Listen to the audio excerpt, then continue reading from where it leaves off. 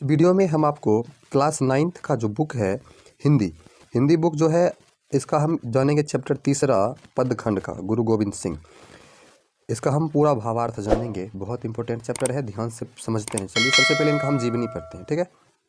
देखिए, गुरु गोविंद सिंह का जन्म बिहार की राजधानी पटना में सन 1666 में हुआ। गुरु गोविंद सिंह का जन्म बिहार की राजधानी कहाँ है? पटना। और पटना में 1666 ईस्वी में हुआ। ये जो चैप्टर है इससे क्वेश्चन आपको क्लास 10th के बुक में भी एग्जाम में भी पूछा जाएगा, ठीक है। समझते आगे। पटना में ही माता गुजरी देवी ने उन्हें गुरुमुखी सिखाई। उनकी माता गुजरी देवी जो था, गुरु का ध्यान करना और गुरु के प्रति जो होता है आस्था, वो उनकी माँ ही दिलाई। वे सिखों के 10वें गुरु और अंतिम गुरु थे। सिख जो होते हैं वो सिख के 10वें गुरु और अंतिम गुरु इन्हीं को माना जाता है। उनका मूल नाम गोविंद राय था। 1699 ईस्वी में आनंदपुर के केशवगढ़ नामक स्थान पर दयाराम, धर्मदास, मोहनचंद, साहिब चंद, हिम्मत, इन 5 सिखों को, ये जो 5 सिख जो थे, इन 5 सिखों को मृत्युंजयी बनाकर सिंह बनाया गया। राय से गोविंद सिंह बने। कहने का मतलब ये जो 5 सिख थे, इनको गोविंद, इनका नाम पहले राय था और राय के बाद इनको सिख बना दिया गया, ठीक है। आगे बढ़ते हैं। उनकी प्रतिभा शास्त्र से लेकर शास्त्र तक दिखलाई पड़ती है। इनकी जो प्रतिभा है शस्त्र से लेकर के शास्त्र तक दिखलाई पड़ती है। मतलब शस्त्र विद्या में भी और शास्त्र विद्या में भी ये बहुत ज्ञानी थे। चलिए आगे बढ़ते हैं। बचपन में ही उन्होंने बिहार की अपनी भाषा के अलावा बांग्ला भी सीख ली थी। बिहार का जो अपना भाषा है उसके अलावा बांग्ला भाषा भी सीख लिए। वे गुरु तेग बहादुर के शिष्य थे और औरंगजेब के समकालीन औरंगजेब की कट्टरता का उन्होंने पुरजोर विरोध किया। मतलब गुरु गोविंद जो हैं वे गुरु तेग बहादुर के शिष्य थे और औरंगजेब के समकालीन मतलब औरंगजेब जिस काल में थे उसी के काल में ये भी आए थे, जो औरंगजेब का पूरा विरोध किए थे। आगे देखिए।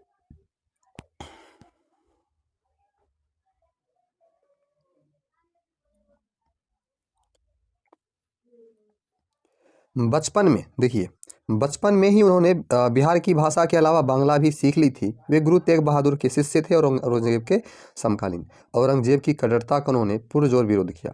मतलब औरंगजेब अपने समय में जो कट्टरपंथी करते थे तो उनका बहुत ज़्यादा विरोध उन्होंने किया। शक्ति संगठन के लिए उन्होंने हिमालय की पहाड़ियों को अपना निवास स्थान बनाया तथा 20 वर्षों की एकांतिक साधना की। मतलब शक्ति को इकट्ठा करने के लिए, संगठन के लिए वे हिमालय पर निवास करते थे, पहाड़ी क्षेत्र में, और 20 वर्ष तक एकांत होकर के साधना किया। इस एकांतिक साधना के अनेक शुभ परिणाम निकले। मतलब ये जो एकांत में रह करके जो साधना करते थे उनका बहुत शुभ परिणाम निकले।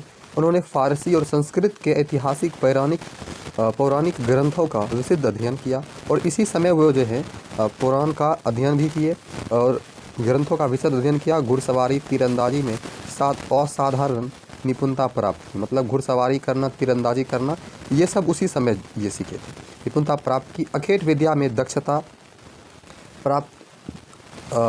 प्राप्त की और कठोर जीवन व्यतीत करने का अभ्यास किया। कठोर जीवन, देखिए पहाड़ी पर आप जीवन व्यतीत कीजिएगा तो सोचिए वहाँ पर किस प्रकार का, वो भी 1600 ईस्वी में। बताइए कितना कठिन जीवन व्यतीत किया इन्होंने। वे भली भांति समझ चुके थे कि औरंगजेब के विरुद्ध तब तक नहीं लड़ा जा सकता जब तक औरंगजेब की कट्टरता का विरोध करने वाले को धार्मिक स्तर पर जागरूक नहीं किया जाए।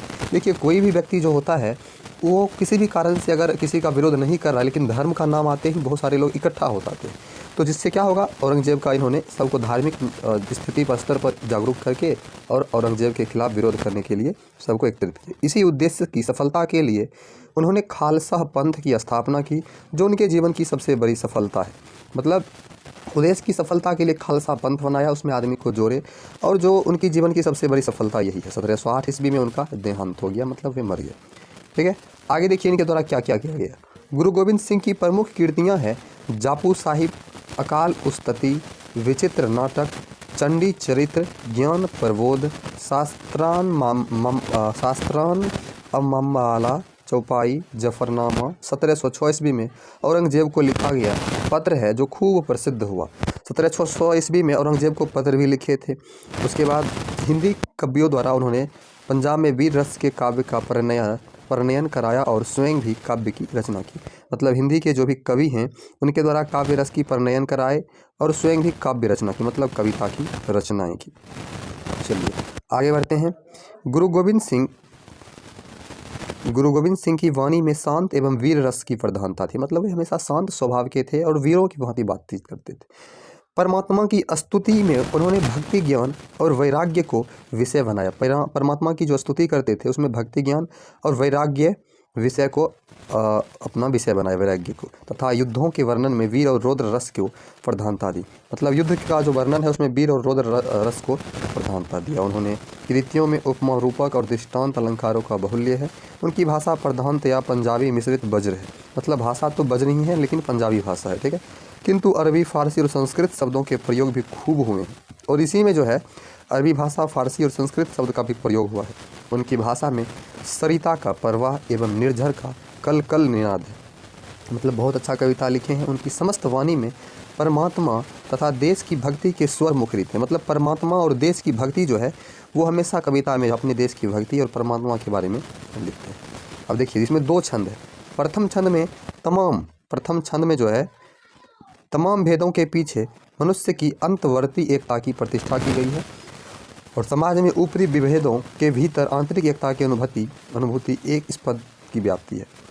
चलिए, ये समाज में ऊपरी विभेद मतलब जो भी कुछ होता है और जो आंतरिक एकता, सब में जो एकता होती है, इसको पद में व्यापित किए हैं। कवि मानव मात्र की एकता का पक्षधर है, मतलब मानव जो एक जाति पाति बुला करके एक साथ रहते हैं उन्हीं के पक्ष में है। छंद के उत्तरार्ध में वह एकत्वपूर्ण आत्मबोध के कारण ईश्वर की एकता, गुरु स्वरूप और ज्योति की एकता की प्रतिष्ठा करता है।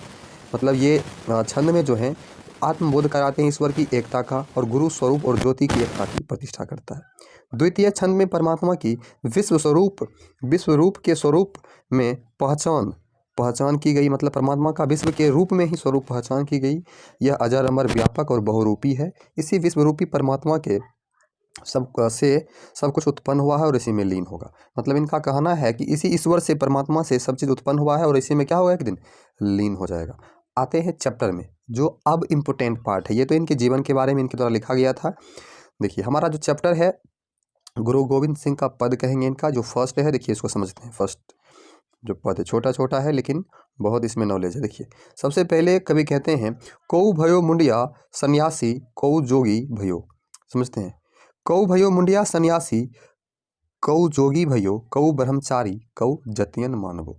कहने का मतलब कवि का है कि इस समाज में कोई अपने को मुंडित सिर वाले सन्यासी, कोई जोगी, कोई ब्रह्मचारी, कोई यति, कोई हिंदू, कोई तुर्क, कोई अपने स्वामी को पीड़ित देखकर भागने वाला, कोई अपने को धर्मगुरु बोलता है। ठीक है, चलिए फिर से समझते हैं। यहाँ पर देखिए कवि कहते हैं, फर्स्ट स्टेंजा में कवि कहते हैं, कौ भयो मुंडिया सन्यासी कौ जोगी भयो कौ ब्रह्मचारी कौ जतियन मानवो हिंदू तुरक कौ राफजी इमाम साफी मानस की जात सवे एक ही पहचान वो। अब यहाँ तक का हम सबसे पहले अर्थ समझते हैं। देखिए कौ भयो, कौ मतलब कोई, भयो मतलब होना, मुंडिया मतलब मुंडित सिर वाले। ठीक है, तो कवि का कहना है कि इस समाज में कोई अपने को मुंडित सिर वाले सन्यासी, जोगी मतलब जोगी ही होता है, कोई जोगी और कोई मुंडित सिर वाले सन्यासी, कोई जोगी, कोई ब्रह्मचारी और जतियन मानवो मतलब कोई जो है यति, कोई हिंदू, कोई तुर्क, कोई तुर्की बोलता है अपने आप को, कोई रफजी। रफजी का मतलब होता है कि जो अपने स्वामी को पीड़ित देखकर भाग जाता है। कोई अपने को क्या बोलते हैं, धर्म गुरु। अब देखिए तो कोई अपने को धर्म गुरु बोलते हैं, लेकिन इन सारे भेदों के बावजूद वह मूल रूप से क्या है, मनुष्य है। यहाँ पर आपका ये जो लाइन है, मानस की जात सब एक ही पहचान वो, मतलब सब अपने आप को अलग अलग धर्म, अलग अलग जात का बोलते हैं, अलग अलग रूप लेकर के, लेकिन मनुष्य का जात सभी क्या है, एक ही है। चलिए आगे बढ़ते हैं। आगे आपका है, करता करीम सोई राजक रहीम ओई। करता करीम सोई राजक रहीम ओई, दूसरों न भेद कोई भूल भरम मान भो। एक ही सेव सबही को गुरुदेव एक ही स्वरूप सब एक ही ज्योत जानवो। समझते हैं, करता करीम सोई राजक रहीम ओई, कहने का मतलब कि इस प्रकार राम एवं रहीम दोनों एक ही है, राम और रहीम दोनों एक ही है। दूसरों न भेद कोई भूल भरम मानवो, उनमें एक दूसरे से भिन्न मानना सर्वत्र भूल या भ्रम है। मतलब उन दोनों को अलग मानना क्या है, एक तरह से भ्रम है, भूल है। एक ही सेव सबही को गुरुदेव एक, कहने का मतलब सारा संसार एक ही गुरु रूप भगवान की आराधना या सेवा करता है। एक ही सेव सबही को गुरुदेव एक ही स्वरूप सब एक ही ज्योत जानवो, और एक ही प्रकाश के सभी ज्योति या प्रकाशवान है। ठीक है, समझ के पहला स्टेंजा का मतलब। अब सेकेंड में चलते हैं। देखिए कुछ नहीं है, छोटा सा है, बस आपको समझना है। देखिए दूसरा जो है आपका, जैसे, अब यहाँ से शुरू है दूसरा। दूसरा आपका है, जैसे एक आग ते, जैसे एक आग ते कनुका कोट आग उठे। यहाँ तक का हम पहले मतलब समझेंगे। जैसे एक आग ते कनुका कोट आग उठे, न्यारे न्यारे हुए कई फेरी आग में मिलाहेंगे। जैसे एक धूरत अनेक धूर धुरत है, अधूर के कनु का फेर धुर ही समाहेंगे। मतलब समझते हैं। जैसे मतलब जैसे, एक आग मतलब आग, कनु का मतलब कन। तो कवि का कहना है कि जिस प्रकार आग के छोटे छोटे कण से करोड़ों आग के कण उत्पन्न हो जाते हैं। ठीक है, कोट मतलब करोड़ों। आग के छोटे छोटे कण से क्या होते हैं? करोड़ों आग के कण उत्पन्न हो जाते हैं। लेकिन अलग अलग होते हुए कण जो होते हैं आग के अलग अलग होते हैं, पुनः उसी आग में क्या होते हैं? मिल जाते हैं। ये 2 लाइन का मतलब हुआ, ये 2 लाइन का मतलब हुआ। समझ गए?